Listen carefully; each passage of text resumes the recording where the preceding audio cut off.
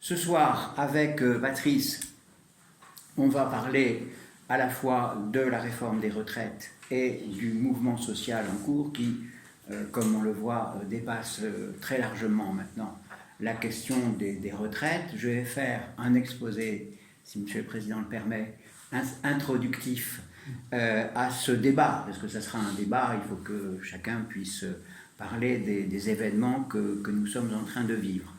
Alors, en plus, dans le prochain numéro de Royaliste, il y aura toute une centrale, 2 pages, sur la réforme des retraites, le pourquoi, le comment. Donc, vous retrouverez tout cela exprimé de façon avec un plan et des photos aussi, des tas de choses, enfin, des citations, des références.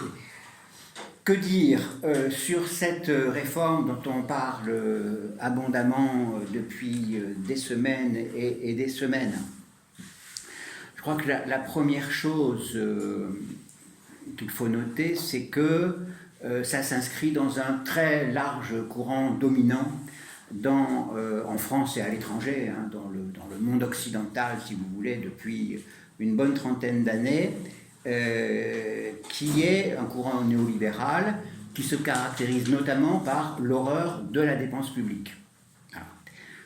On a eu après la guerre des politiques de dépense publique largement orientées par l'État, avec une planification, etc. Et les choses se sont inversées dans les années 80, comme vous le savez, et on a commencé à dire de plus en plus fort ce qui se disait à bas bruit dans certains milieux de rue de Rivoli, c'est-à-dire à Bercy maintenant, à la Banque de France, c'est que les dépenses ont dépensé trop d'argent, que la France vivait au-dessus de ses moyens et qu'il fallait arrêter tout ça et faire des économies. Donc le slogan « faire des économies » est devenu tout à fait dominant et on cherche par tous les moyens à faire des économies, du moins dans certains domaines. Le second point qui est lié au premier, l'horreur de la dépense publique, c'est également l'horreur de la dépense sociale. Sur nos feuilles de paye, il y a en bas le coût du salarié. Donc le coût, on parle tout le temps du coût du travail, il faut réduire le coût du travail. Le travail n'est plus qu'un coût. Donc le salarié coûte cher. On oublie, on omet de rappeler que c'est le salarié en général qui fait tourner les entreprises petites, grandes, et qui permet aux patrons de faire des stratégies, de faire du profit, etc. Donc, le coût du travail, réduire le coût du travail, parce que nous sommes dans une économie qui est soumise à l'impératif de compétitivité. Voilà pourquoi, en fait, on essaye par tous les moyens possibles de faire des économies sur les dépenses sociales avec des biais statistiques qui se sont installés également dans les années 80, le principal étant les charges. Nous avons trop de charges, l'entrepreneur dynamique ploie sous les charges. Or, les charges, c'est une construction statistique qui est faite par les hommes avec des biais idéologiques, comme toutes les constructions statistiques, et qui mélange un peu tout, c'est-à-dire les impôts, les cotisations sociales, ce qu'on appelle prélèvement obligatoire. Bon, tout ça est mis dans la catégorie des charges. Il y a trop de charges, donc il faut réduire les charges. Réduire les charges, ça s'appelle réduire essentiellement les cotisations patronales. Alors que l'impôt et la cotisation sociale sont 2 domaines différents, comme je vais le dire très rapidement dans quelques minutes.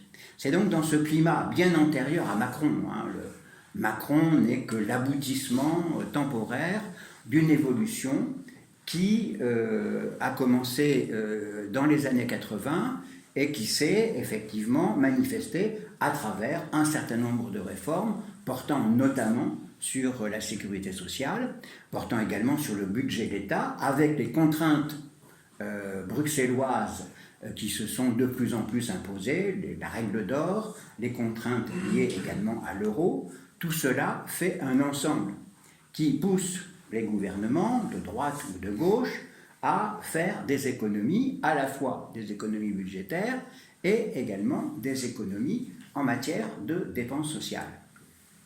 D'où la réforme actuelle qui, comme vous le voyez, fixe un plafond, pas plus de 14%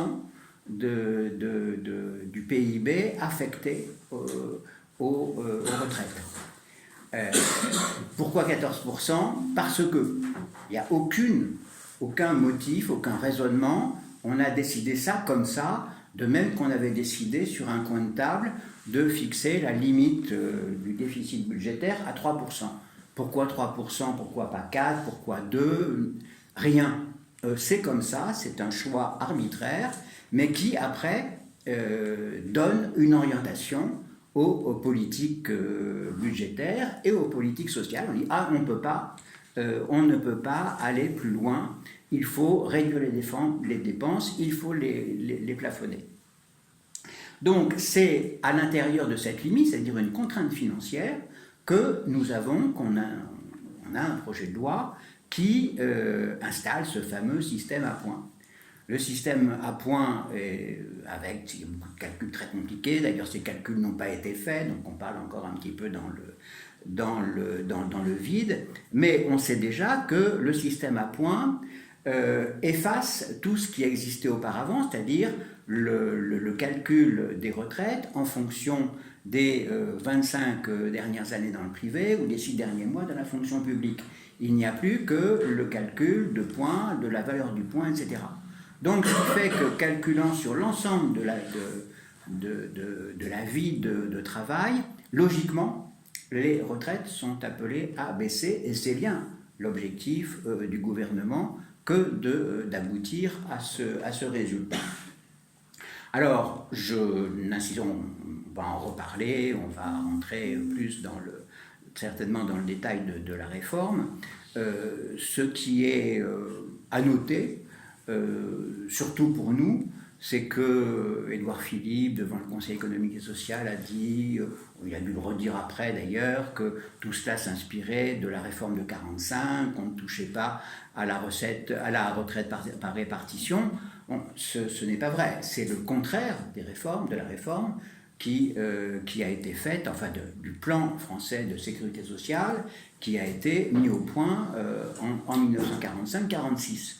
Parce que, on l'a déjà dit dans Royaliste, je le redis, le plan français de sécurité sociale était un plan destiné à créer du bien-être dans la société française, par tous les aspects du bien-être, c'est-à-dire la couverture de la maladie, la couverture des accidents du travail, évidemment la retraite, les dépenses de santé, tout cela devait être assumé par la sécurité sociale, et l'objectif, c'était effectivement un objectif de justice sociale par le biais d'une redistribution du revenu national. Et la sécurité sociale était un des éléments majeurs de la redistribution du revenu national entre les riches, des riches vers les pauvres, justement pour aboutir à cet état welfare state de bien-être qui était l'ambition non seulement de la France, mais de l'Angleterre, des États-Unis, tout l'Occident en fait, non communiste, adhérait à cette idée qui venait de très loin, comme vous le savez, qui venait d'abord de l'expérience de la crise de 29, qui avait été extrêmement dure pour les populations, qui venait donc de l'évolution de la pensée économique, c'est-à-dire de la doctrine, de la pensée de Keynes, le keynésianisme qui s'est répandu un peu avant la guerre et beaucoup après, et qui est né d'une réflexion faite pendant la guerre, essentiellement d'Angleterre, autour de Beveridge, qui a justement voulu lancer un plan de justice sociale avec des conséquences différentes de ce que nous avons fait en France. Le système Beveridge est un système beaucoup plus étatique que le nôtre. Les Anglais continuent à avoir un service national de santé, notamment, les dépenses sociales sont assurées par l'impôt, alors que nous avons créé un système tout à fait différent. On dit en général que c'est les communistes, mais c'est Croizat qui a été le père de ce plan. Ce n'est pas exact.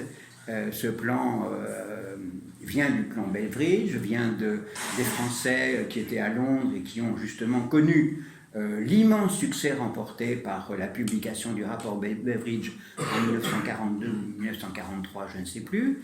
Et l'auteur, le véritable père de la sécurité sociale, c'est Pierre Laroque, qui a été mon professeur à l'Institut d'études politiques il y a bien longtemps, qui avait un cours sur les grands problèmes sociaux contemporains. Pierre Laroque était à Londres. Quand il est revenu à Paris, il a été au ministère du Travail avec Alexandre Parodi, autre résistant, et c'est Laroque qui a conçu le plan de sécurité sociale, avec des principes d'universalité, d'unité, d'égalité, qui n'ont pas été respectés.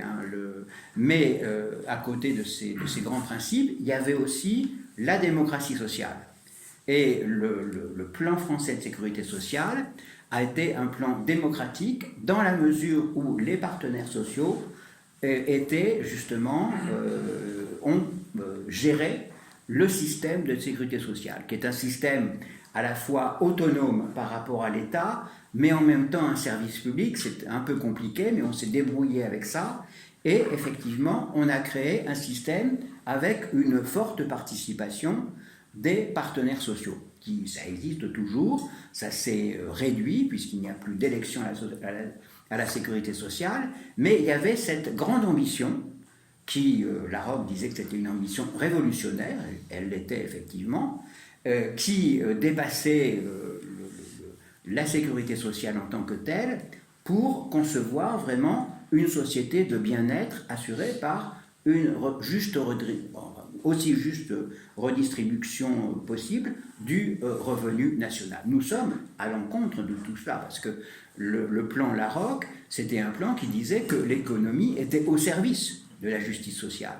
C'est d'ailleurs l'idée commune qui inspire la déclaration de Philadelphie, dont Alain Supiot nous parlera un de ces soirs, quand il viendra nous voir. C'est une idée qui inspire le monde développé après la guerre. Ce n'est plus ça. Aujourd'hui, nous avons l'impératif financier est prédominant et le système est revu avec une logique de baisse des prestations. Alors que après la guerre, l'intention, c'est d'aligner vers le haut l'ensemble des prestations de sécurité sociale. Les fameux, c'est vrai que après, en 1945, on a maintenu des régimes spéciaux, mais l'idée majeure, qui est d'ailleurs une idée antérieure à 1945, c'était comme ça déjà depuis 1919, pour essayer de rationaliser l'extrême complexité de la mini-protection sociale qui existait sous la Troisième République, il était acquis qu'il fallait améliorer les choses par rapport au meilleur système existant. Et l'idée de Pierre Laroque en 1945, c'était justement de considérer les régimes spéciaux comme un horizon à atteindre pour avoir de meilleures prestations sociales.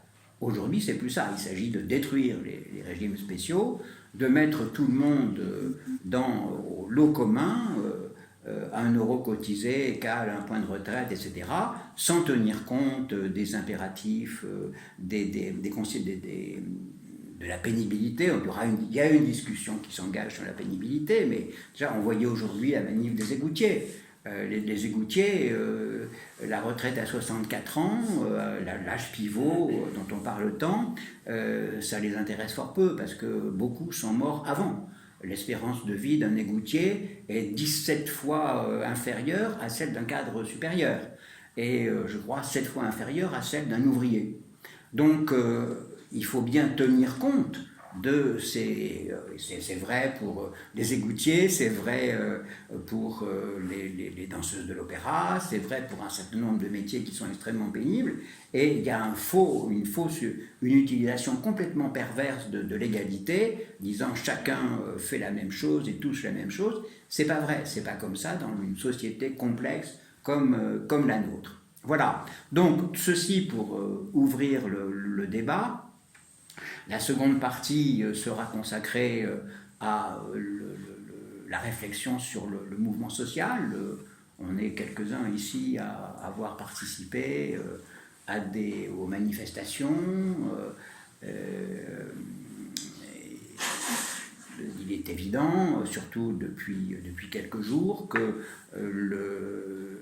la lutte contre la réforme des retraites maintenant se développe d'abord dans des secteurs qui sont absolument inhabituel pour quelqu'un comme moi qui voit des conflits sociaux depuis 1947. Mon premier conflit, c'était à Tulle, et c'était la montée des travailleurs de la manufacture d'armes vers la préfecture. J'ai vu là mes premiers CRS, et c'était quelque chose. C'était des gens qui sortaient du maquis, et je vous assure que c'était pas du tout... on ne rigolait pas. Hein. Pas du tout. Bon, et voilà. Mais mais c'était les conflits, les grands conflits sociaux que je connais depuis la guerre, c'était des conflits surtout avec la classe ouvrière. Bon, la grande grève de jamais 53 ou 55, la grève des transports, ça a été également même chose. Patronat, syndicat, État, etc.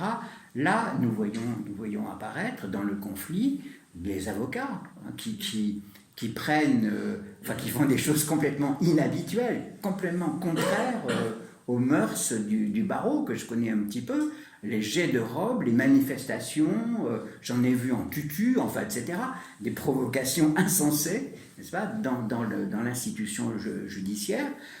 Même la manifestation de l'Opéra de Paris, disant, écoutez, nous on est là depuis Louis XIV, on est solidaire des jeunes qui vont venir, il n'est pas question qu'on sacrifie les jeunes à nos propres retraites, etc. On a le temps pour nous parce qu'on a les siècles. C'est quand même quelque chose d'assez extraordinaire, c'est une très très belle réponse.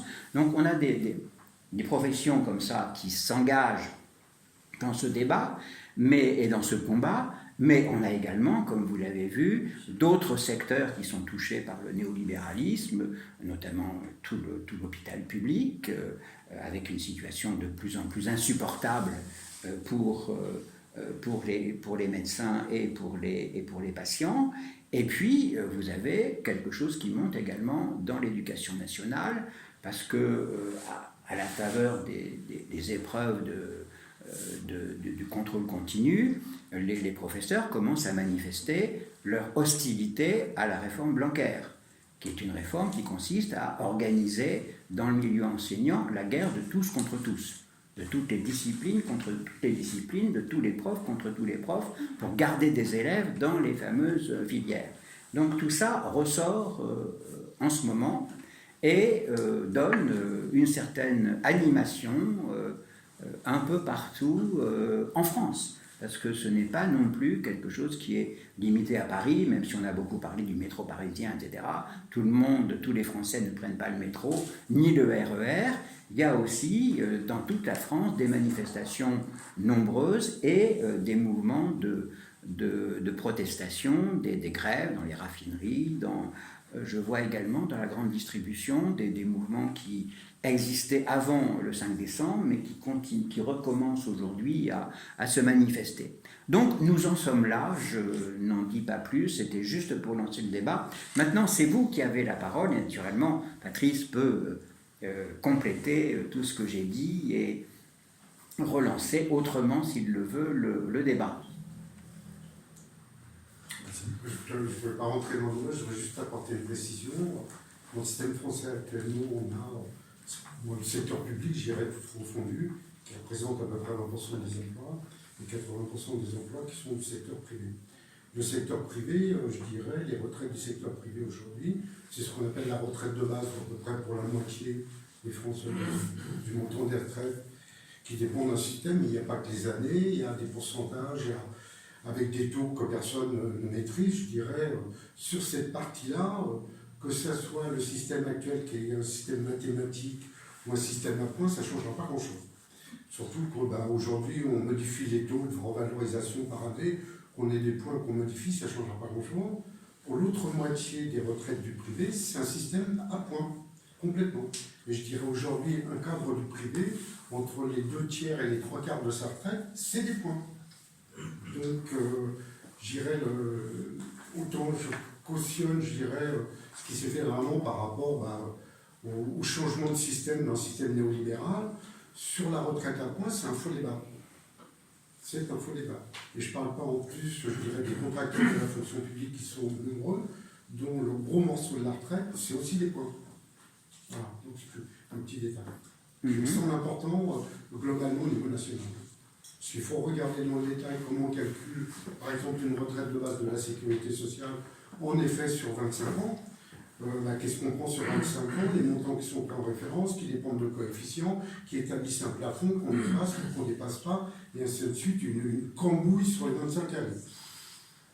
Et je dirais, on peut très bien imaginer, je dirais aujourd'hui, quelqu'un partirait en retraite en ayant travaillé, par exemple, dans les années 50, entre 45 et 50, même s'il part avec un très gros salaire aujourd'hui, les années qui seront prises en référence par rapport à son calcul de retraite de base de la sécurité sociale, c'est 45, 46, 47, 48.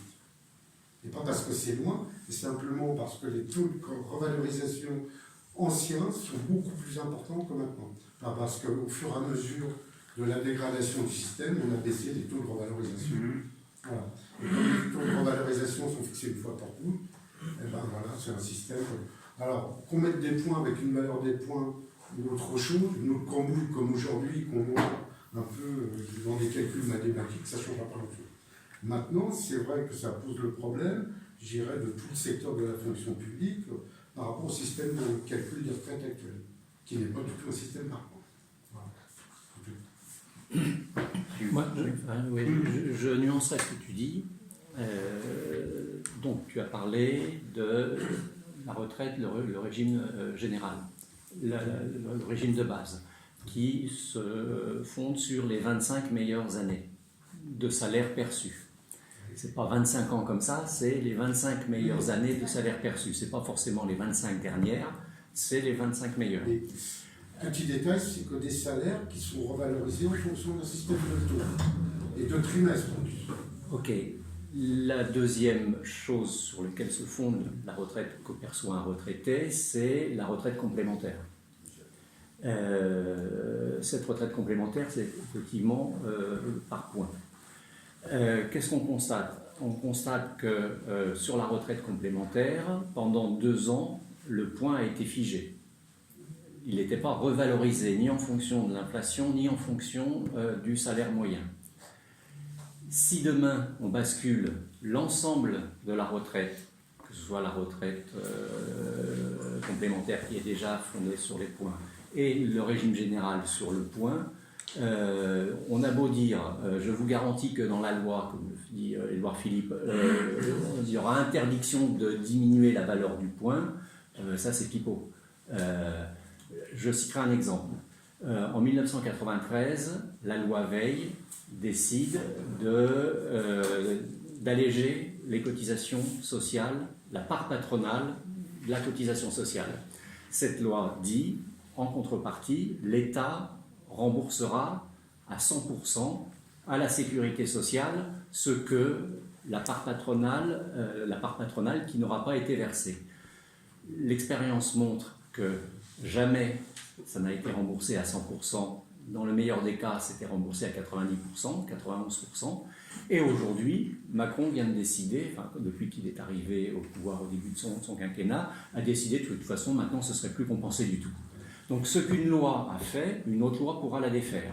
Lorsque Édouard Philippe dit aujourd'hui « je vous garantis que le point ne sera pas baissé », d'abord, la retraite complémentaire nous montre que le point n'a pas baissé, mais il a été figé. Donc de fait, le montant perçu par les retraités a baissé puisque entre-temps l'inflation a augmenté. Même si c'est peanuts aujourd'hui, c'est pas dit que l'inflation sera toujours entre 1 et 2%. Et la deuxième chose, c'est que la loi, une autre loi qui interviendra dans 5, 10, 15 ans, pourra dire, bah non, maintenant, compte tenu des déficits, je décide de baisser la valeur du point. Après, c'est très complexe parce qu'il y a une valeur d'achat du point et une valeur de vente du point. Donc, on ne simplifie pas le système. Pourquoi les 25 meilleures années? Quand on part à la retraite à 63, 64 ans, les 25 meilleures années, ça fait, je ne sais pas calculer, mais 64, 44, 39 ans. On commence à compter parce qu'on touche à partir de 39 ans. En revanche, l'expérience montre que, même si ce n'est pas toujours le cas, on gagne moins en début de carrière qu'à partir de 39 ans où on est installé dans la vie professionnelle.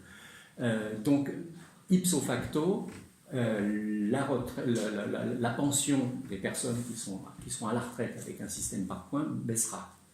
Du fait qu'on tiendra compte de toute la carrière pour les gens qui ont commencé à travailler à 18 ans jusqu'à l'âge de 64 ans. Donc, mathématiquement, la pension Aujourd'hui, on baissera. tient compte de la totalité de la retraite parce que les retraites de base, en fonction de trimestre, Okay. de trimestre cotisé à tout plein. Mais après, je ne pense pas que c'est la partie la plus intéressante du débat que de se lancer dans des chiffres. Partie, voilà. Mais c'était juste pour nuancer ce que tu disais. À la radio, on a entendu parler du système à points qu'il ne fallait pas mettre en place, alors qu'on est déjà dans le système à points, je dirais. Non, on n'est pas dans le système à points. On est partiellement dans un système à points. Et l'expérience montre que dans les pays étrangers où la retraite par points a été mise en place, notamment en Suède, les retraités y ont perdu.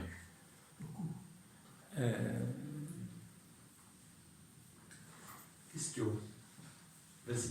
Oui, là des questions qui nous viennent à l'esprit. Je voudrais savoir où allons-nous présentement par rapport à ce qu'on connaît, et surtout qui pourrait proposer et mettre en place une alternative crédible à nos gouvernants.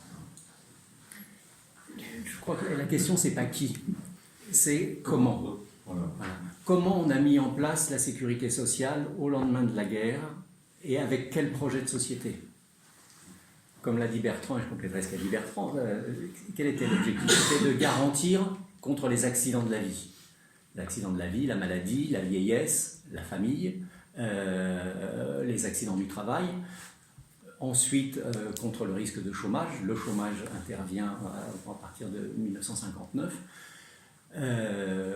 Convention d'assurance chômage que la CGT ne signe pas à l'époque, ça c'est une parenthèse. Donc l'objectif, le projet de société, comme l'a dit Bertrand, c'était de garantir un bien-être collectif et individuel en assurant les personnes contre les accidents de la vie que je viens d'énumérer. C'était le projet. Comment? Ça a été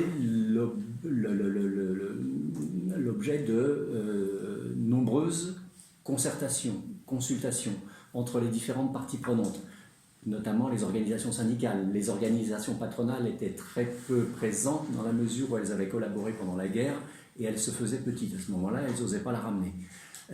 Donc c'est effectivement un projet qui a été mis en place entre les politiques et les organisations syndicales et très peu le patronat. Le patronat cherche depuis à prendre sa revanche. Donc voilà. Et quel projet de société? La solidarité entre les générations, la solidarité entre les différentes couches de la société, les différentes catégories de la société, et comment la plus vaste concertation possible. Aujourd'hui, cette concertation n'a pas vraiment eu lieu. Lorsque Macron a été élu président de la République en 2017, effectivement dans son projet, il y avait la mise en place d'un retraite par points. Et on demande à Jean-Paul Delevoye de mener la concertation avec les partenaires sociaux. Il y a une concertation qui se déroule pendant plus d'1 an et demi, mais c'est pas de la véritable concertation dans la mesure où on sait déjà l'outil qu'on va utiliser pour guider, pour piloter cette réforme des retraites, à savoir la retraite par points. Donc, la marge de manœuvre des partenaires sociaux, elle était infime. Ils n'ont pas eu la possibilité de dire... Enfin, ils ont dit ce qu'ils voulaient, et de le voir enregistré, mais c'était du genre « cause toujours tu m'intéresses ». Je ne tiendrai pas compte de ce que tu me dis, puisque de toute façon, j'ai déjà mon projet de loi en boîte. Donc voilà, donc la question c'est pas qui, c'est comment, mais c'est aussi dans le cadre d'une large concertation. Et qui dit concertation dit aussi de se donner le temps. Il n'y avait pas urgence aujourd'hui de réformer les retraites. On pourrait se donner le temps de définir ce projet de société qu'on veut et tous ensemble, enfin, avec un maximum de corps constitués. C'est pas le choix qu'a fait le gouvernement parce que le temps du politique, du fait du quinquennat, n'est pas le temps du social. Le social demande beaucoup de temps pour arriver à un compromis. Le temps du politique est limité à 5 ans et encore les expériences précédentes du quinquennat sous Sarkozy et sous Hollande montrent que le président de la République mène les réformes pendant 3 ans et les 2 années suivantes il est en campagne ou il cherche à entrer en campagne. On pense à Hollande. Vas-y. Si je peux rajouter quelque chose, parce qu'après je vais perdre mon idée, alors pardon, mais on peut aller vite quand il y a un consensus assez large sur les objectifs. C'est ce qui s'est passé en 1945. Naturellement, le 1945, c'est un cas tout à fait particulier. C'est la prise du pouvoir par le général de Gaulle, c'est le gouvernement agit par ordonnance, les grandes réformes sont faites par ordonnance. C'est un gouvernement provisoire, après il y a la phase constituante, etc. Mais les grandes décisions sont prises avant, y compris le vote des femmes, tout ce qui pouvait poser problème.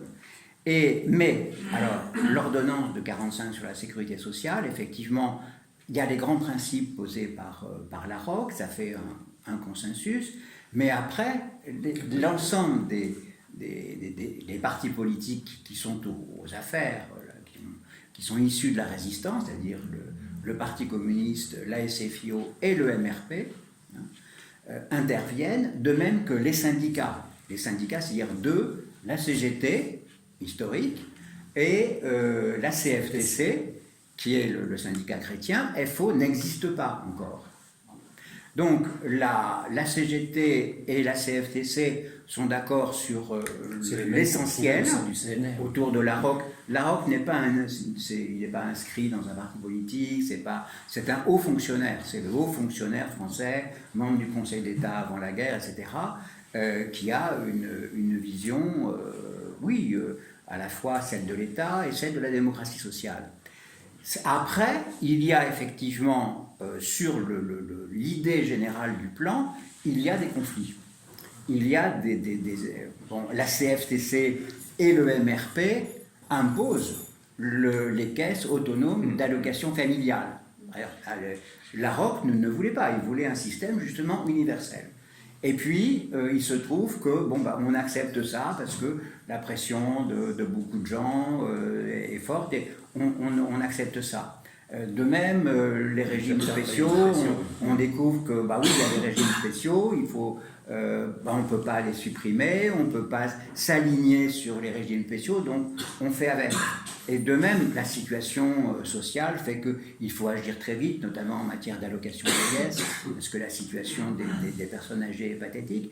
Donc il y a un livre maintenant qu'on ne doit pas trouver, fait par un jeune Américain, Henri Galland, l'histoire politique de la sécurité sociale, qui raconte tout ça, qui raconte comment, à partir du plan Larocque, les syndicats, les partis politiques, dans une période où la CGT est proche du Parti communiste, où il y a le Parti communiste qui intervient, etc., ils ont leurs idées à eux, et puis il y a des compositions qui se font, qui donnent ce système, qui n'est pas un système abouti, qui est décevant à la fin de sa vie, la ROC dira que ça n'a pas bien fonctionné, que la démocratie sociale n'a pas bien fonctionné, qu'on n'a pas abouti à l'universalité qu'il souhaitait, que l'unité des caisses n'a pas été réalisée, et puis il y a tous les corporatismes, hein, même si le patronat fait profil bas. Les médecins veulent leur système, les agriculteurs veulent leur système, il y a toujours la mutualité sociale agricole, il y a les cadres qui ne veulent pas être du système général, tout ça, et la société en fait réagit, compose, fait pression, et on arrive à un compromis. Bon. Mais malgré tout, un compromis sur une politique qui est effectivement une politique de redistribution du revenu national, avec l'idée qu'il faut faire une société de justice. Bon. Et là, le projet, tout le monde y adhère, en tout cas toutes les forces qui existent à la Libération, qui sont actives à la Libération, sont pour ce projet-là, hein, qui est, comme je l'ai dit, un projet qui est propre et qui est partagé par les Britanniques, par les Américains également. Roosevelt est également un homme qui croit au progrès social. Il y a un projet de déclaration des droits de Roosevelt qui n'a jamais été... qui est intéressant d'ailleurs, à la fin de la guerre, je crois. Donc il y a ce mouvement général, et après, il y a les compromis. Donc effectivement, si un gouvernement...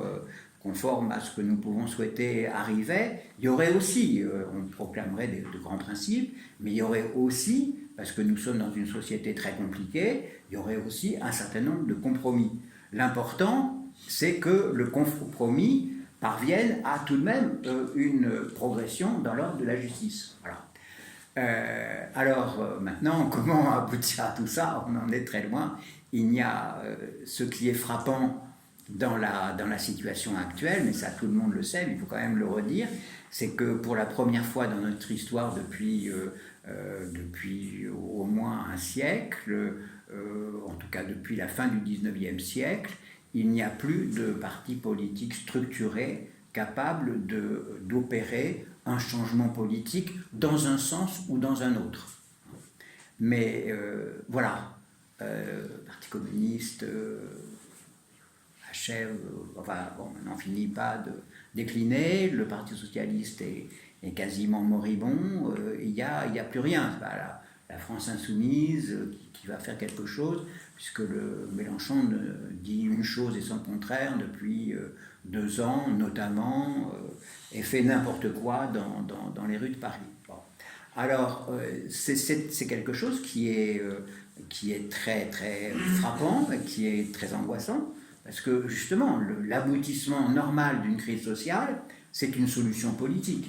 C'est, dans une démocratie, c'est la dissolution de l'Assemblée nationale, et puis un autre système de parti de majorité se met en place pour accomplir une politique. Là, il n'en est pas question, puisque notre histoire depuis 30 ans fait que le seul parti d'opposition, c'est Marine Le Pen, c'est le Rassemblement national.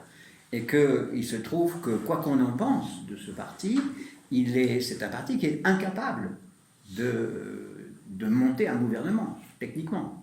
Ils n'ont pas les ministres, ils n'ont pas capable de faire un gouvernement avec un projet politique. Arrêter l'immigration, ce n'est pas un projet pour la nation. Ça peut être l'affaire d'un secrétariat d'État si on décide d'arrêter l'immigration, bon, mais à part ça, qu'est-ce qu'on fait pour l'industrie? Qu'est-ce qu'on fait pour justement la sécurité sociale? Qu'est-ce qu'on fait sur le plan monétaire? Est-ce qu'on reste dans la zone euro ou pas? Est-ce qu'on accepte les diktats de Bruxelles ou pas? Là, le Front National ne dit plus rien. Bon. Donc, on peut toujours même expulser plein d'immigrés. Et alors, qu'est-ce qui va se passer? Rien de spécial, à part de l'agitation ici et là. Mais ils sont incapables de faire quelque chose. Et tout le monde le sait. On a un vote protestataire qui sera peut-être majoritaire dans 2 ans, n'est-ce pas? On peut très bien avoir un tel ras-le-bol que Marine Le Pen deviendra présidente de la République. Et alors? Qu'est-ce qui se passe? Elle est présidente de la République, mais après, qu'est-ce qu'il y a? qu'il y a des élections. Il y aura quelques millions de gens dans la rue, n'est-ce pas, défilé de la bonne conscience, antifasciste, tout ça. Bon, on a déjà connu ça en 2002. On n'a pas du tout participé à ça. On aura la même chose avec des élections qui donneront une réaction des partis d'oligarchie.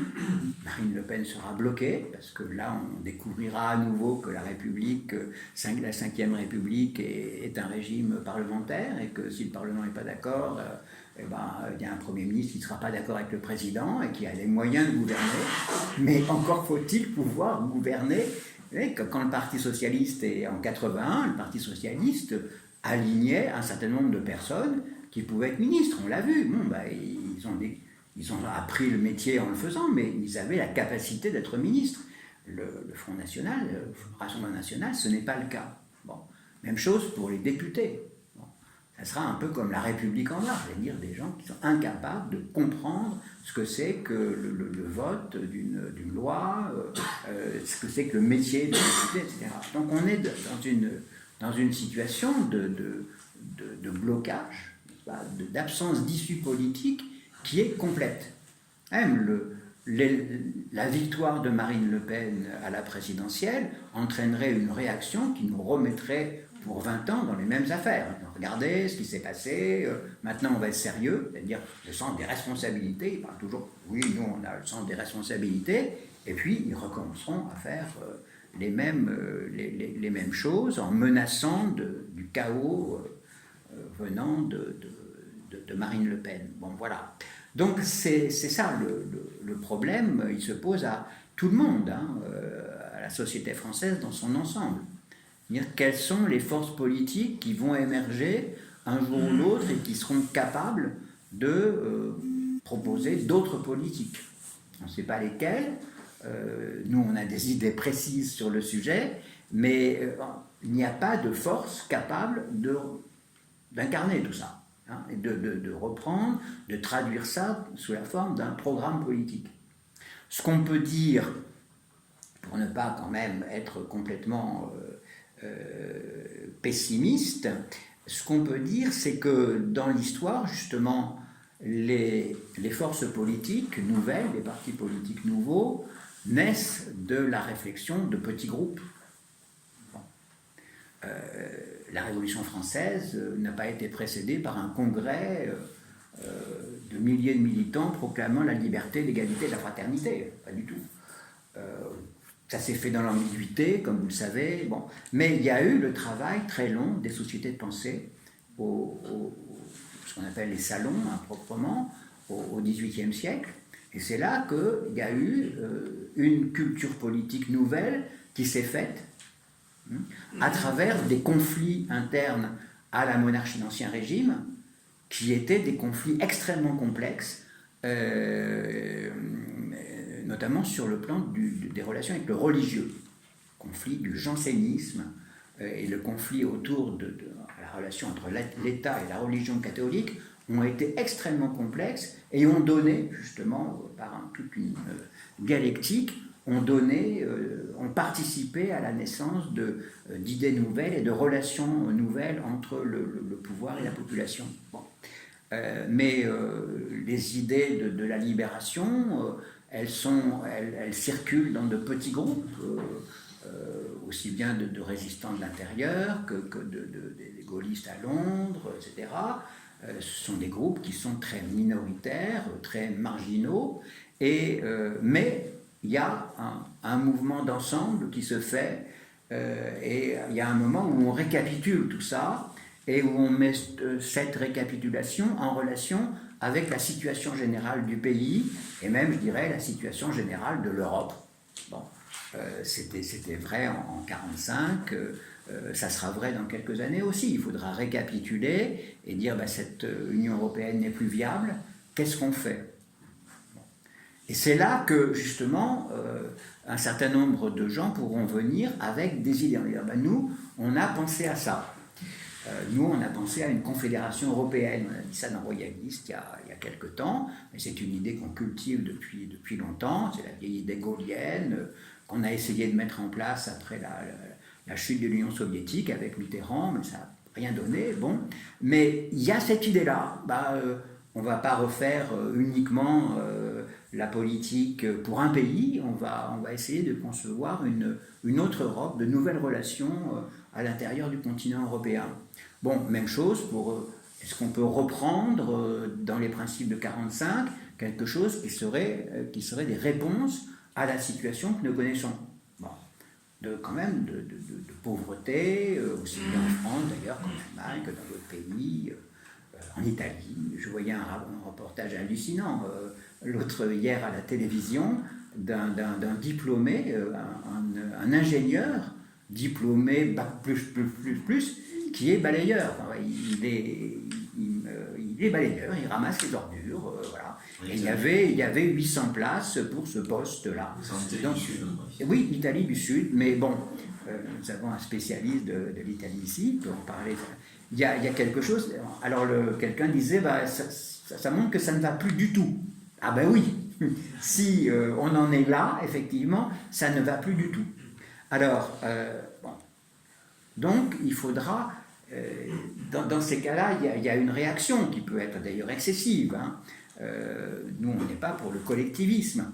Mais si on continue dans l'ultralibéralisme, il y aura des gens qui diront il y en a marre, il faut nationaliser les boulangeries, etc. etc.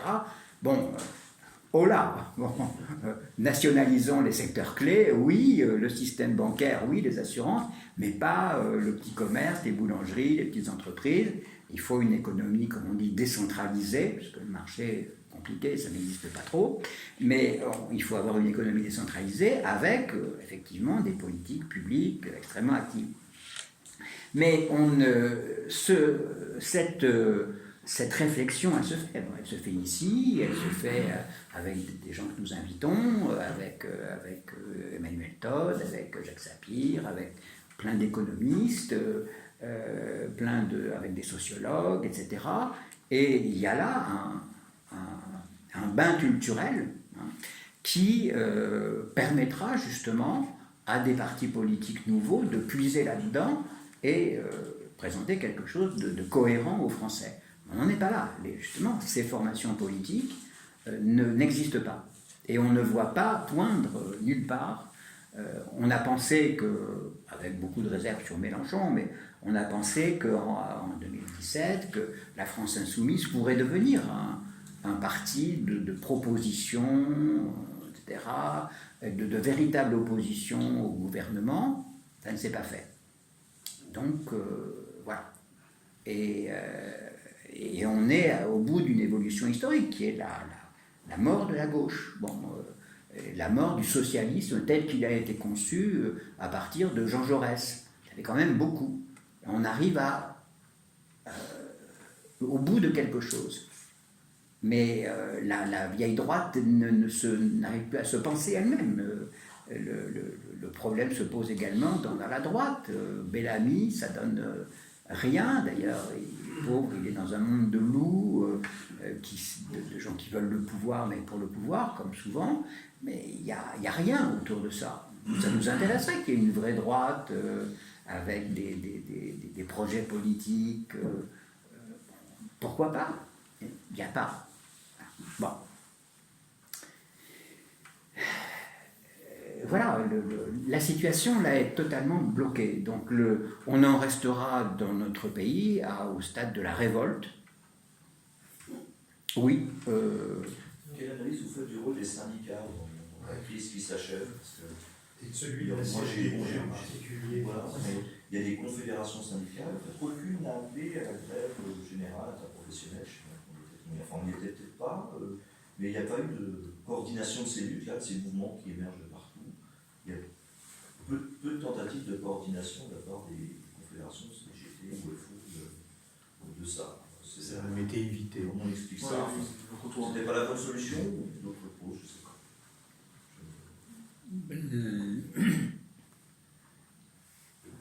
Les syndicats, ils sont un peu comme nous. Ils ne comprennent rien à ce qui se passe. En plus, quand on parle d'appeler à la grève générale, encore faut-il qu'il y ait un minimum d'organisation qui appelle à cette grève. Or, depuis la réforme de la représentativité syndicale de 2008, les organisations syndicales sont concurrentes dans les entreprises, puisque cette représentativité est fondée sur les résultats obtenus lors des élections professionnelles dans l'entreprise. Du coup, dans les entreprises, les organisations syndicales sont concurrentes.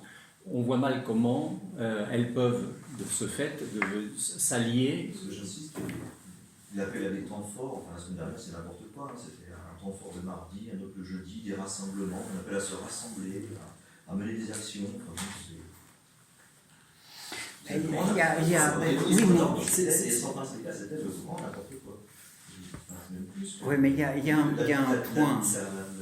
Enfin, Non, mais c'est juste, mais c'est lié aussi à l'individualisme qui règne dans notre société. Il n'y a plus d'action collective. Ou la difficulté de voir poindre une action collective. Une à Bercy, une autre, voilà, l'opéra, un autre. ouais.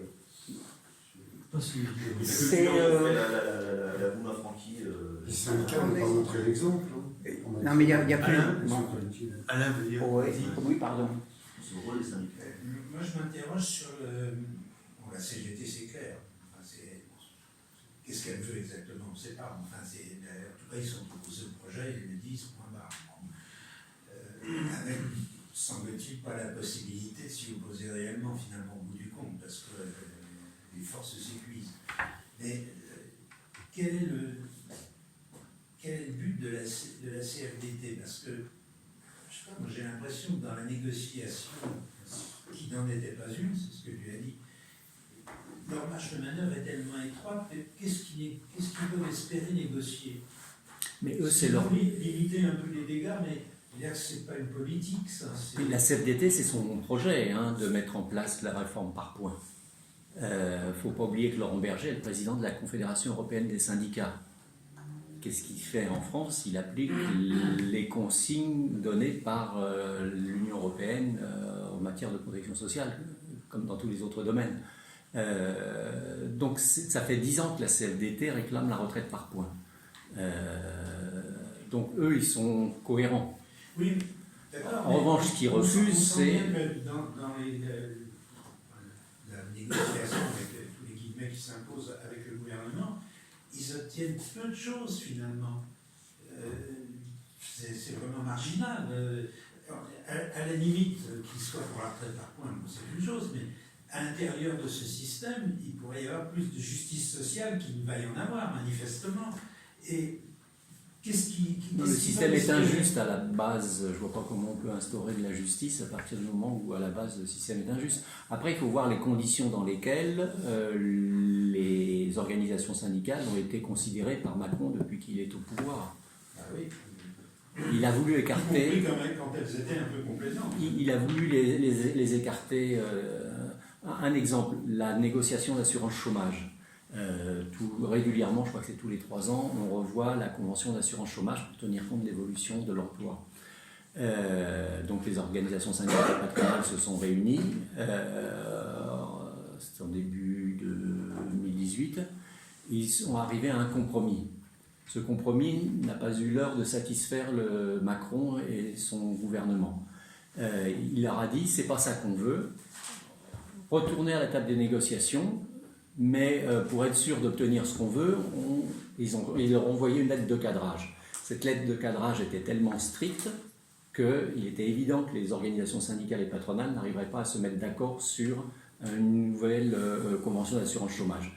Du coup, le gouvernement a récupéré l'affaire, a légiféré, et on s'est retrouvé avec la convention d'assurance chômage qu'on connaît aujourd'hui et qui est conforme à ce que souhaitait Macron dès le début de son quinquennat. Donc la marge de manœuvre des organisations syndicales, elle est de fait très limitée. Oui, alors il y a... Oui. On se demande pourquoi ils vont être à la table de négociation. Il n'y a rien à négocier. Oui, quand il n'y a rien à La négocier, on table ne va pas, quoi. Je crois. Et puis, attendez, juste une parenthèse, les organisations syndicales, elles sont ce qu'on en fait. Adhérons dans les autres organisations syndicales. Et faisons-les changer de l'intérieur. Oui, mais logique d'appareil, les grandes grèves, historiquement, c'est toujours la base qui les déclenche. Que ce soit les grèves de 47, déclenché d'ailleurs par les trotskistes plutôt, hein, mais c'est en tout cas c'est venu de la base. La grève des transports de 53 ou 55, c'est la même chose. Le mai 68 également, ça part, et la grève que nous avons vécue dans les transports, c'est parti de la base. On a des camarades qui sont à la RATP qui nous ont dit, bah voilà, ils sont chauds bouillants, la grève de septembre avait été un premier avertissement. Les directions syndicales suivent le mouvement pour ne pas perdre leurs troupes. On a connu des cas où, par exemple, le CPE, où les grandes centrales syndicales voulaient freiner, n'y croyaient pas. Moi, j'ai fait la première manifestation anti-CPE avec mon syndicat, la CGT, on était 1000 près de l'école militaire, je me suis dit c'est foutu, bon voilà. Et puis, bon, pour des raisons mystérieuses, ça a complètement démarré. Mais pendant tout le mouvement, les syndicats ne voulaient pas aller trop loin, ne voulaient pas que les étudiants et lycéens se mettent dans les cortèges, ils s'y sont mis, et puis finalement, le projet de loi a été retiré, mais ce n'est pas la faute des appareils syndicaux. Ils ont suivi un mouvement de masse. Bon. Nous-mêmes encadrés avec les services d'ordre pour permettre justement... En encadrant, la peur d'un appareil syndical, c'est que la base échappe. L'horreur, pour eux, j'ai parlé de l'horreur de la dépense, l'horreur, c'est les coordinations syndicales qu'il y avait eu dans la grève de la SNCF, la grande grève de 86-87, également pendant les vacances de Noël, qui s'était terminée avec des coordinations. Et ça, c'est l'horreur, parce qu'ils ne contrôlent plus. Donc il y a des grèves qui sont comme ça, sauvages. Voilà. Là, on a un mouvement qui est une grève dans les transports aussi longue, c'est complètement inhabituel. Hein, complètement. C'est vraiment quelque chose qui est là-bas. Donc il y a une vie syndicale, il y a un mouvement syndical qui continue à exister et qui continue à exister assez massivement quand même dans les rues, quoi qu'on en dise. C'est quand même de gros défilés. Il ne faut pas oublier, on parle toujours de la CGT, les médias escamotent FO, mais FO, c'est quand même, aussi on a des camarades à FO, c'est quand même un syndicat qui est très important, avec des traditions de lutte qui ne sont pas exactement celles de la CGT, il y a un conflit historique, bon, là ils sont ensemble, c'est quand même beaucoup de monde dans les rues. Hein, on annonce rituellement depuis ma scolarité en 64 à Sciences Po, la fin des syndicats, c'est fini. Non, les syndicats ont des périodes où ça ne va pas, comme tout le monde, et puis il y a des moments où ça remonte. En tout cas, ils arrivent, par rapport il faut comparer ce qui est comparable, par rapport à quel parti politique peut aligner 1 million de personnes dans les rues françaises? Personne. Qui peut faire descendre 100 000, 150 000 personnes dans les rues de Paris? Aucun parti politique. Mais nous sommes dans un monde où Il y a vous vouliez dire quelque chose, allez-y. Après tu... Oui. Bon, c'est quelques points bon, il y a quand même eu les Gilets jaunes, ce mouvement des salariés, et moi qui ai quelques contacts dans les banlieues, je pense que ça va aussi péter de ce côté-là, sous d'autres formes avec le problème aussi de l'islam, etc. Je le dis là, ça c'est un premier point qui montre que bon. Ensuite, un des grands non-dits aussi, c'est que la CGC-CFA était dès le 5 décembre à côté de la CGT. Il y a eu un espèce on a occulté, je ne sais pas s'ils sont toujours réformistes, dans les bon, enfin voilà, c'est une question importante. En plus, sans parler des danseurs et danseuses de l'opéra, etc., et des avocats dont on va parler. Alors, une idée intéressante, c'est les salons. Je veux dire, évidemment, quels sont l'équivalent des salons aujourd'hui? Je pense que c'est quand même quelque chose d'intéressant.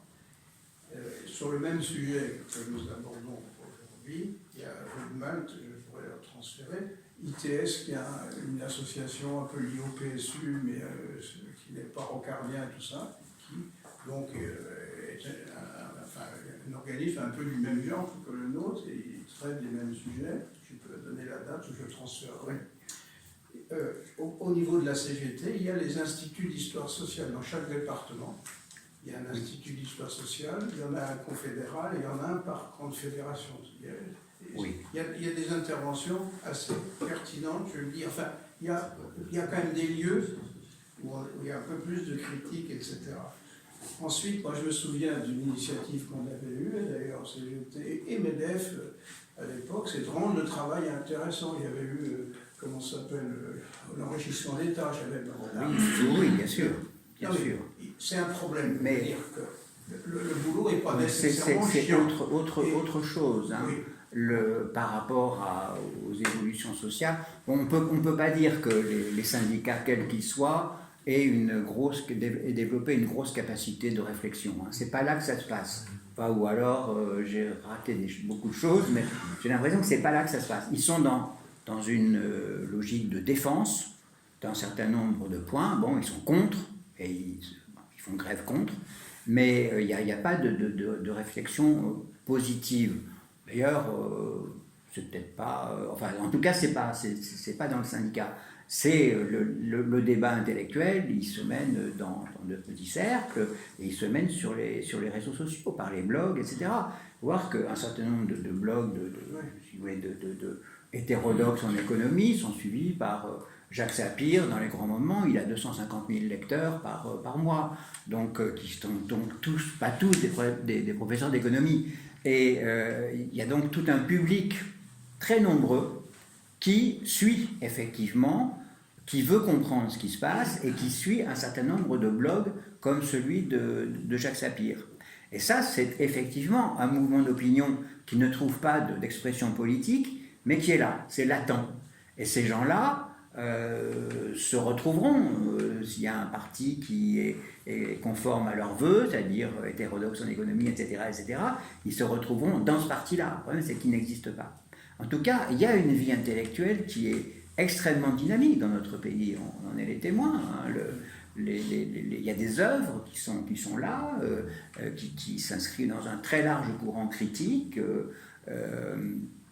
et qui donnent il y a les vieux comme Marcel Gauchet, Sapir a pris sa retraite, etc. Mais il y a des jeunes aussi. Regardez ici, on voit David Kella, qui est un jeune économiste, on voit Frédéric Farah, on voit dans les séminaires de recherche, on voit de très jeunes gens qui sont extrêmement brillants.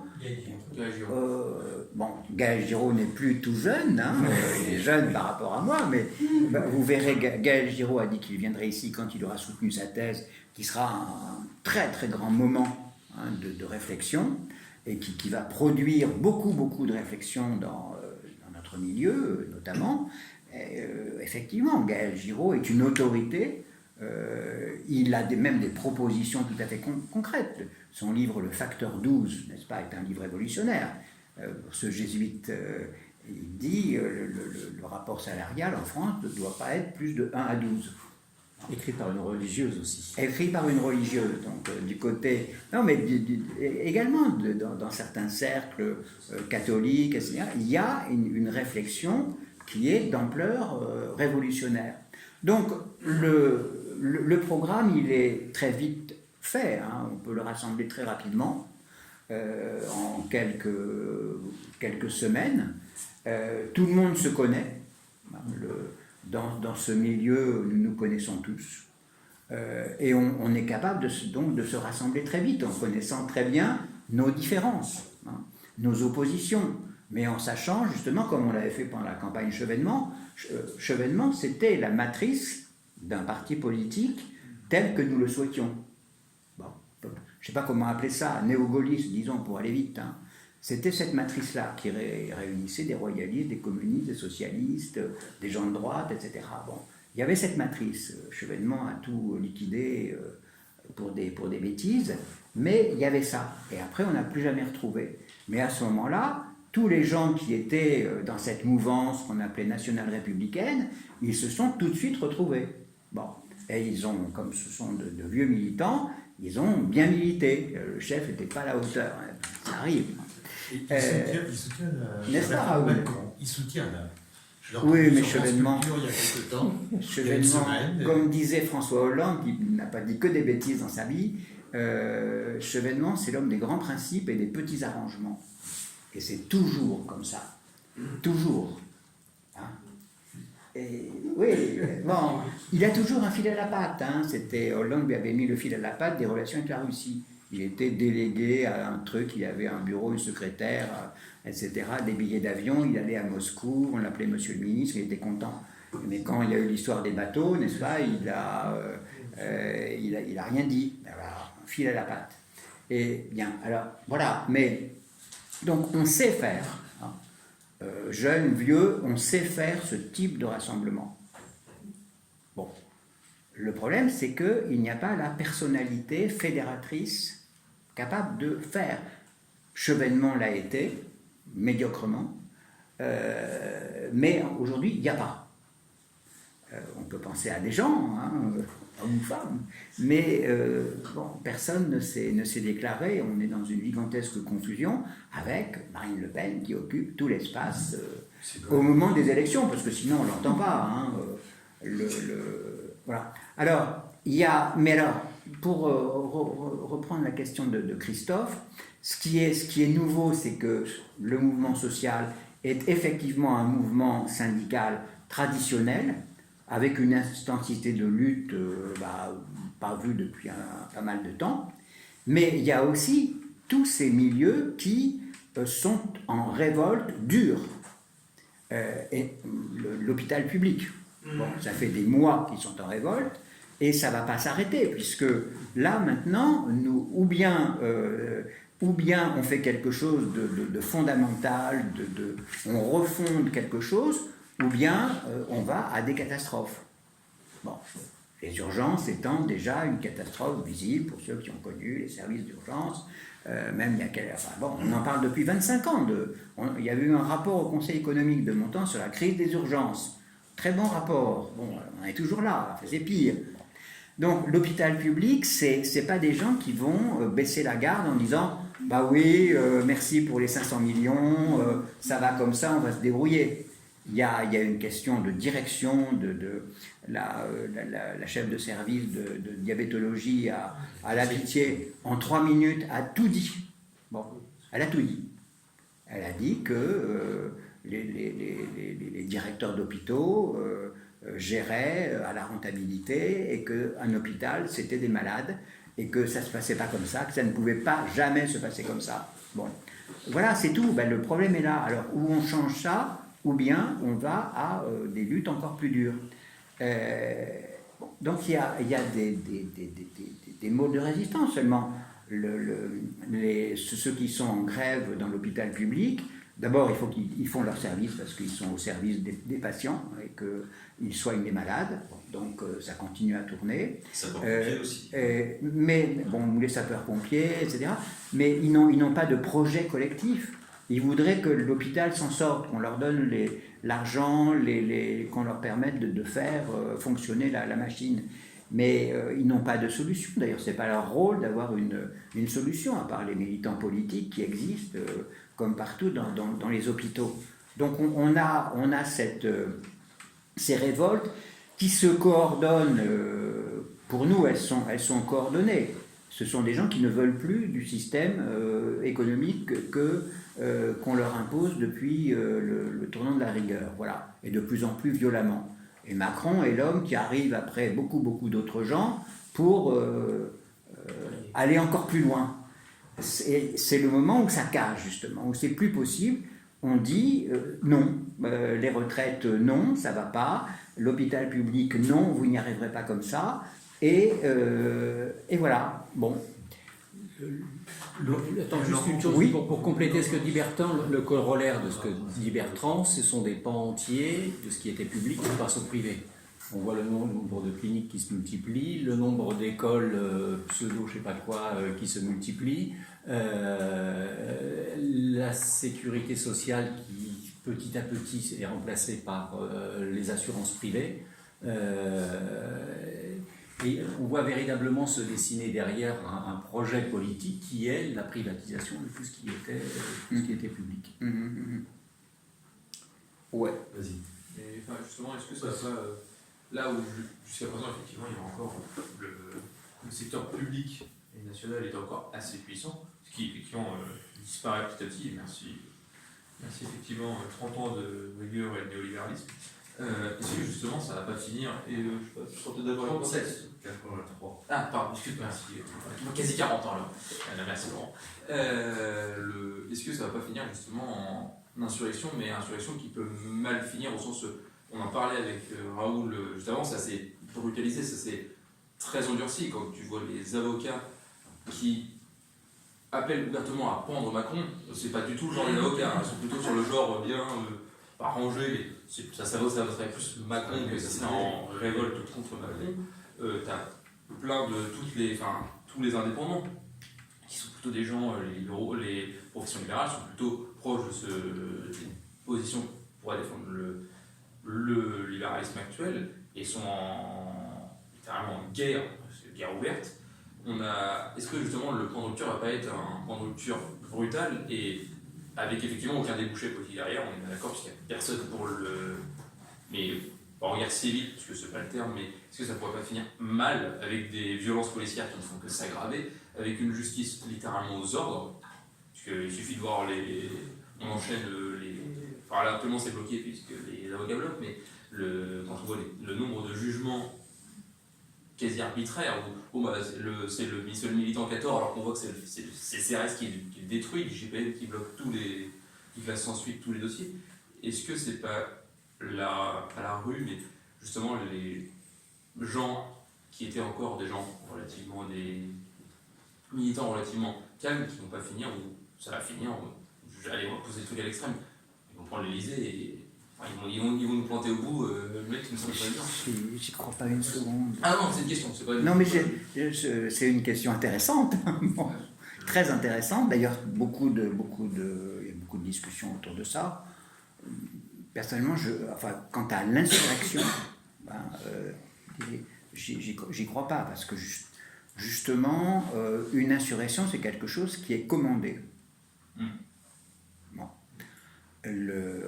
On a vécu dans la rue, d'ailleurs, avec quelques-uns, l'émeute. C'était une vraie émeute, c'est très rare, hein, une vraie émeute le 1er décembre. Quand on était, tous les deux, avec Olivier, on était à avenue Kléber, c'était une véritable émeute. Oui, c'est bon.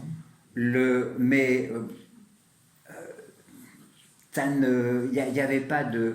C'était des gens qui montaient vers les Champs-Élysées, qui était leur but, l'Arc de Triomphe. Ce n'est pas un but politique, c'est un but symbolique, c'était prendre les Champs-Élysées. Bon, mais le but politique, l'Élysée, d'ailleurs, même s'ils étaient rentrés dans l'Élysée par le pur... je sais pas, qu'est-ce qu'ils auraient fait? Il y a pas de...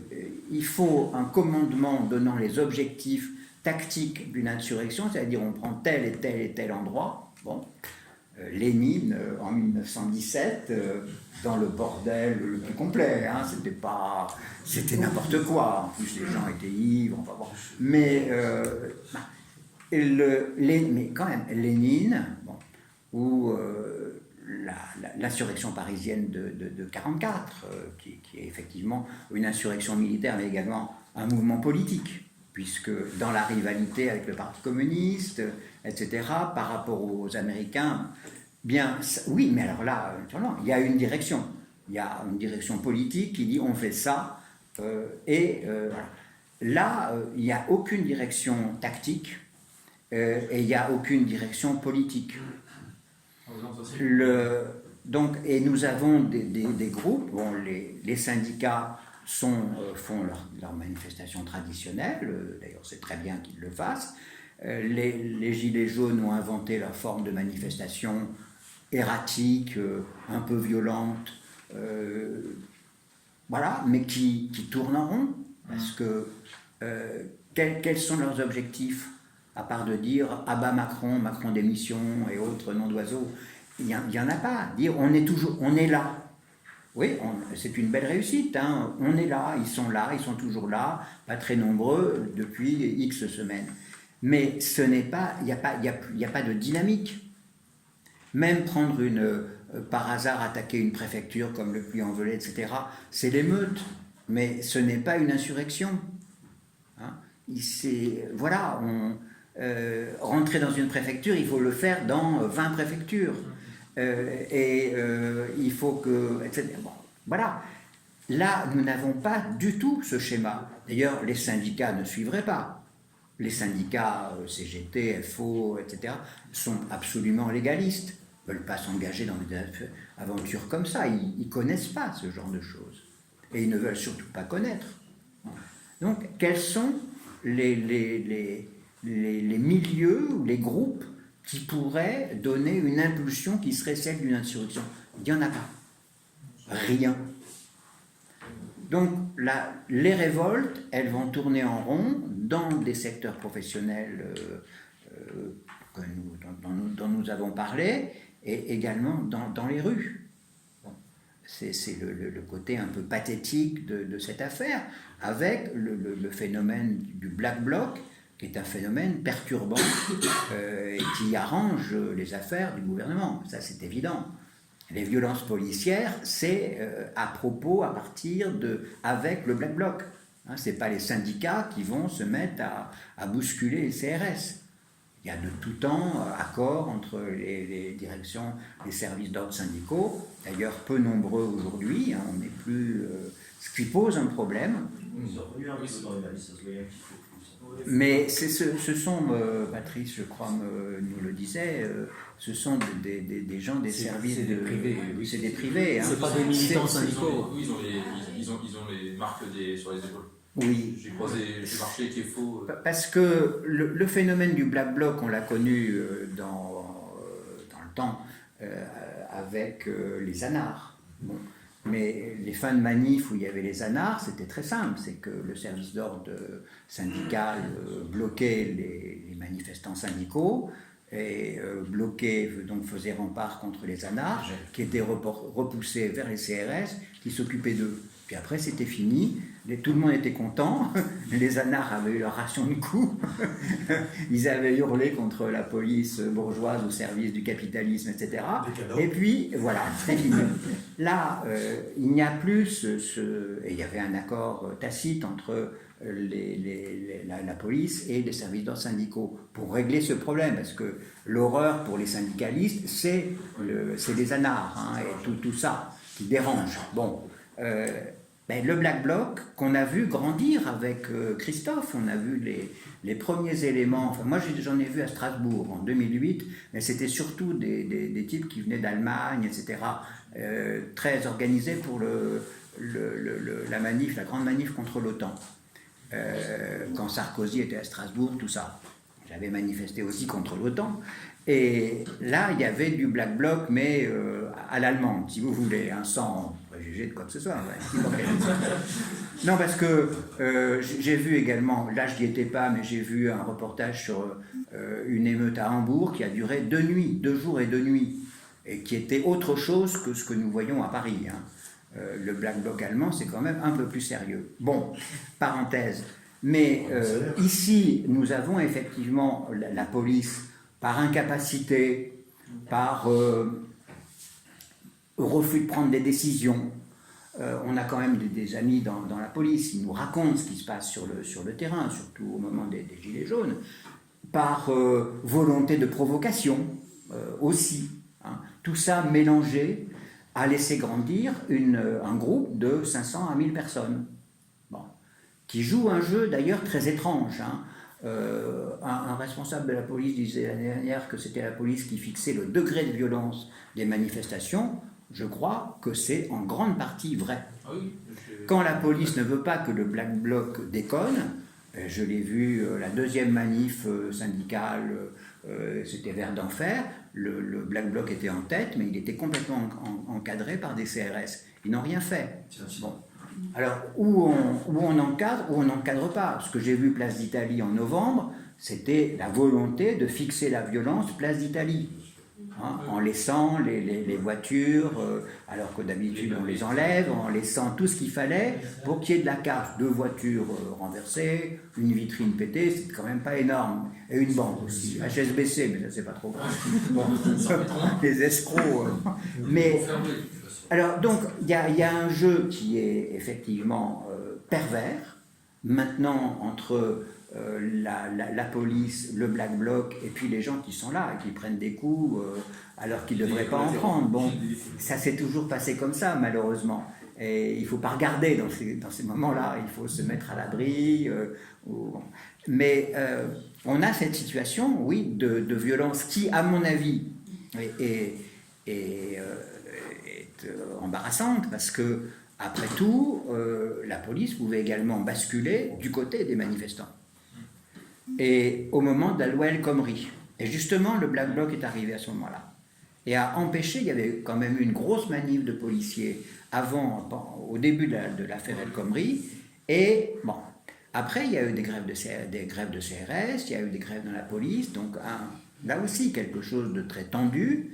Et la violence, voulue ou pas voulue par le gouvernement, fait que maintenant, il y a effectivement, il n'y a pas de fraternisation possible, alors qu'elle était possible au début des Gilets jaunes.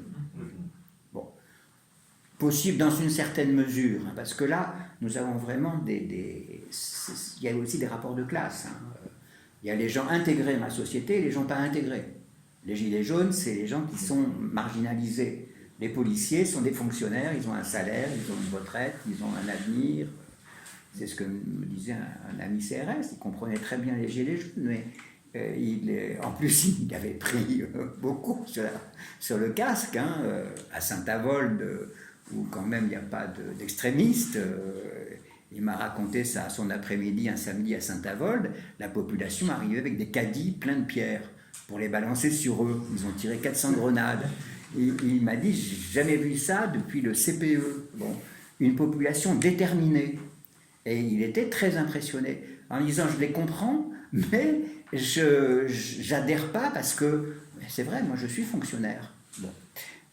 Donc il y a ça, mais il pouvait y avoir des relations, des amollissements de services d'ordre, en ce moment, non, c'est pas le cas. Et c'est très dommage, parce que le dernier rempart du gouvernement, c'est ça, c'est la police.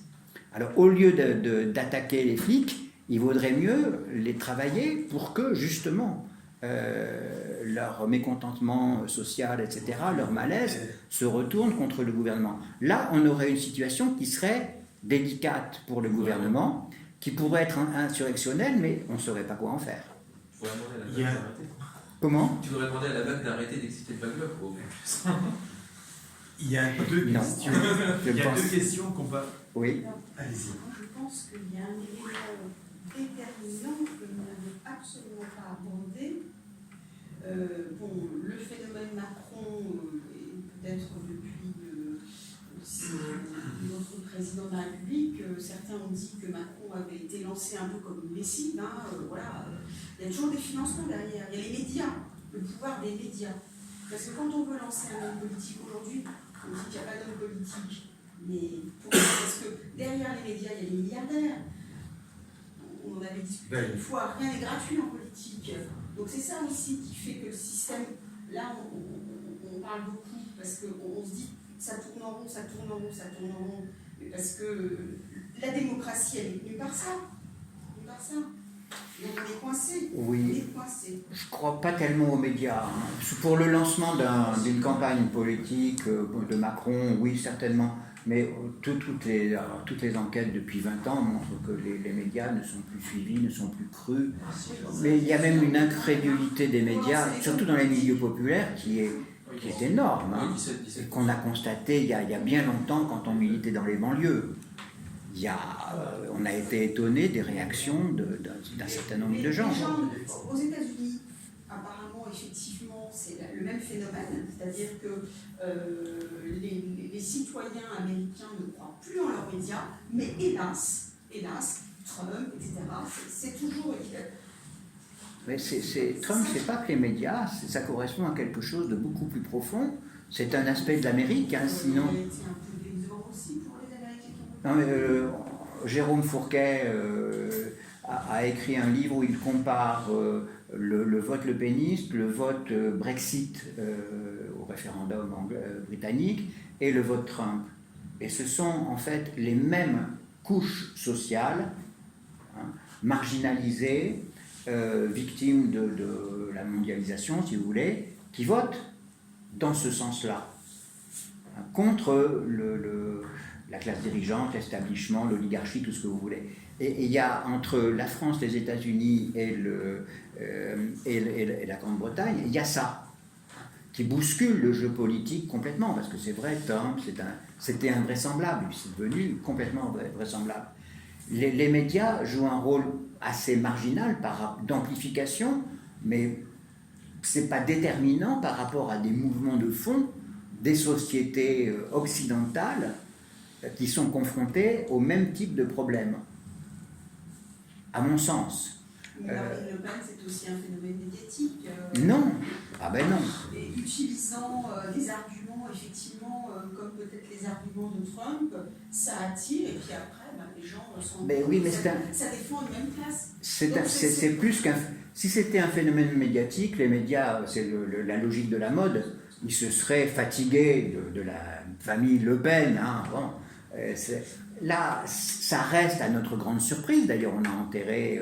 Quand Le Pen a fait rater sa dernière campagne, on a dit bon, ben, c'est terminé, ouf. La fille arrive, bon, plus une dynastie chez nous, pas la bonne. Mais non, mais c'est un vote de colère. Ça a circuité tout le système politique aussi. Oui, hein. Mitterrand, voilà, Laurent Le Pen, de qui par vérité, hasard, pour bien constituer et faire en sorte que tout Oui. Il y a Laurent, mais vas-y. Oui, je voulais réagir à ce qu'a dit Guillaume. Tu as dit les avocats, c'est pas les avocats, C'est des avocats. J'ai dit des avocats. Très bien, des avocats. Bon, Ah, c'est vous des pensez avocats. que- Chez les avocats, il y a aussi des gens de gauche. Ce ne sont pas tous Oui, non. des tenants de. Non, ce ne sont pas tous des tenants de. là-dessus, je suis bien d'accord. Oui, non. Je ne dis pas que tous les avocats qui ont manifesté sont des gens de gauche. Non, d'ailleurs, il y avait des gens qui n'avaient Je jamais le précise. Les autres professions libérales, à ma connaissance, n'ont pas bougé, alors qu'elles avaient de bons motifs, puisque les avocats ont des motifs spécifiques d'être opposés à la retraite, à savoir qu'on va piquer leur cagnotte. Les avocats comme d'autres professions libérales. Par contre, je voulais réagir surtout à ce que tu as dit concernant la justice. Qu'est-ce qui te permet de dire que la justice n'est pas indépendante aujourd'hui? Alors, je me suis mal exprimé. Je vais raconter ce que j'ai dit. Effectivement, non, la justice reste indépendante. Le problème, c'est le nombre d'affaires qui ont été évacuées à la vitesse de l'éclair. Hein. Il suffit de prendre les deux derniers cas qui ont été traités au tribunal de Paris de manifestants. Toutes les affaires de délinquance sont jugées à la vitesse de l'éclair. Oui, non, mais ça, on est bien d'accord. Non, mais là c'était le lundi matin, début à 11h de la ouverture de la session, 14h, les deux étaient terminés.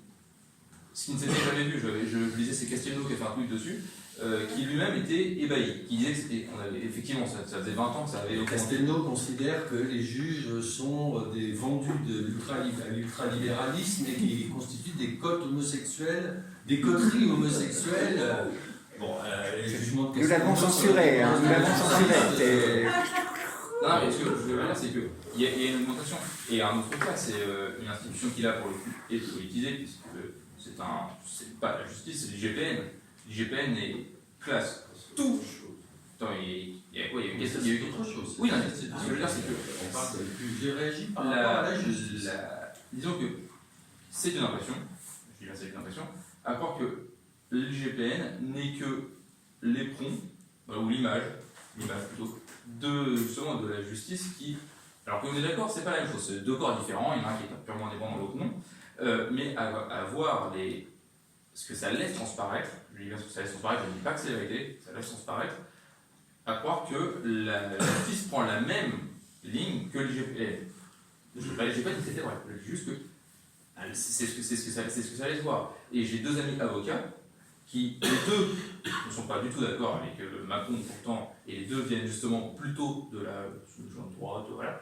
Et les deux m'expliquaient que... En fait, de droite est opposé à Macron. Oui, mais bien sûr, les deux sont des libéraux purs et durs qui considéraient que voilà, ils étaient plus sur la ligne fioniste, donc ils considèrent que Macron est trop à gauche sur son truc, mais les deux m'expliquaient que eux-mêmes étaient stupéfaits des jugements rendus.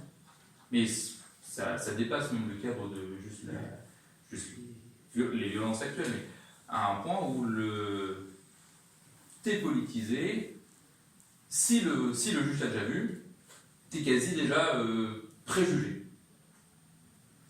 T'es préjugé. Et il y a vraiment... Oui, mais ça c'est une autre question. Ça, c'est une autre question. Non, mais, C'est un vrai. Non, mais tu soulèves une vraie question. Du coup, qui n'est pas dans le débat de ce soir. non, mais du coup, voilà. Mais tu soulèves une vraie question, c'est comment les juges apprécient les. Voilà, mais du coup, Bon, ça, mais ce n'est pas l'indépendance de la justice. Non, c'est pour ça que je me surpris après. Je te disais, je m'arrête, la justice est indépendante, en fait, je n'ai pas de. La justice qui Et- n'est pas complètement indépendante. Si- Le parquet ne l'est pas. Les constitutionnels. Il y a encore une question. Non, mais Il y a une le parquet politique ne juge pénale. pas, mais je prie la même chose de te le rappeler. Non, mais le parquet ne juge pas, mais c'est le parquet qui décide de la procédure. C'est le parquet de la saisie. Non, mais il faut. Tu avais une question. Oui, moi, je voulais revenir sur le fond du débat, sur les retraites et sur la question de la démocratie sociale que vous avez, je crois, bien mis en avant au travers du projet de société de 45. Quand on regarde bien ce qui a été fait en 45, c'est très intéressant, et effectivement, tu as raison, l'exemple anglais est très différent. Le choix qui a été fait était de dire on va créer un système d'assurance par répartition, c'est-à-dire que c'est les salariés qui travaillent, qui payent les retraites des gens qui sont payés. C'est ça, c'est de la répartition. Oui, c'est les bien importants qui payent aussi les malades. C'est ça. Non, il y a les deux. Il y a surtout la solidarité intergénérationnelle. Et on va confier ce système à quelque chose qui est un service public, mais très particulier, puisque je rappelle que les caisses sont des organismes de droit privé, qui gèrent un service public, et on va mettre ça entre les mains du paritarisme, d'un paritarisme très particulier à l'époque, comme tu l'as rappelé, dans lequel les organisations syndicales issues de la Renaissance avaient quand même un poids très fort par rapport au travail. Et avec l'idée simple, c'est que ça créerait du progrès social justement via la répartition, puisque à l'époque, la démographie était positive et que les salariés s'accroissaient plus rapidement que les retraités, donc ça ne pouvait créer que du bénéfice. Et donc, à la limite, l'État pouvait rester à l'extérieur de ce système, et ça a été le cas d'ailleurs très longtemps, jusqu'à la période de l'IA. Même ça s'est retourné, et ça pose un problème qui, à mon avis, devrait conduire à revisiter ce qui a été fait en 1945, qui est quand même plus la situation dans laquelle on vit aujourd'hui. C'est qu'à partir du moment où le système démographique a été mis en place, c'est-à-dire on assoit les retraites sur quelque chose qui est plus dynamique que la masse des retraités, parce que la démographie fait que les classes sont remplacées rapidement. Ça s'est retourné à partir de la fin des années 60. C'est le recensement de 68, je crois, ou suivant, où on n'a plus renouvelé les générations et donc plus renouvelé la masse des gens qui travaillent. Et à partir de ce moment-là, le rapport retraité-salarié a commencé à dégrader et le système a commencé à créer des déficits. Et c'est à partir de ce moment-là que l'État est rentré dans le jeu en disant si vous n'êtes pas capable d'équilibrer vos comptes, vous, le paritarisme, et que vous créez des déficits, il y a qu'il faut que je puisse apporter une signature pour les garantir. Et c'est là où l'État est devenu très puissant, et on en voit d'ailleurs aujourd'hui. Les organisations syndicales auraient très bien pu dire au départ de cette affaire de quoi l'État se mêle-t-il? Les retraites, c'est le paritarisme. Si l'État veut s'en occuper, qui s'en occupe complètement, nous on se retire des caisses et on refuse de négocier. Puisque l'argent l'argent de ceux qui cotisent, ce n'est pas de l'argent budgétaire, ce n'est pas de l'argent de l'État, comme tu l'as rappelé. C'est de la cotisation. Hein, ça n'a rien à voir avec le budget de l'État. C'est de la cotisation, c'est du salaire différé, ou de la retraite.